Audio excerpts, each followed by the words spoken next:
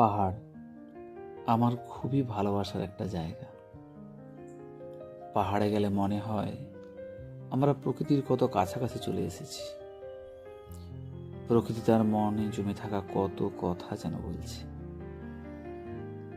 পাহাড়ি মানুষের হাসি মুখে কথা বলা, তাদের ঘর বাড়ি, ফুলের বাগান, রান্নাঘর, সব জায়গায় শিল্পের ছোঁয়া রয়েছে।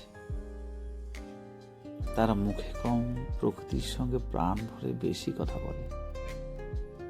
তারা মানসিক ও শারীরিকভাবে অনেক বেশি সুস্থ। এ টানেই তো আমি বারবার পাহাড়ে ছুটে যাই, আবারও যাব।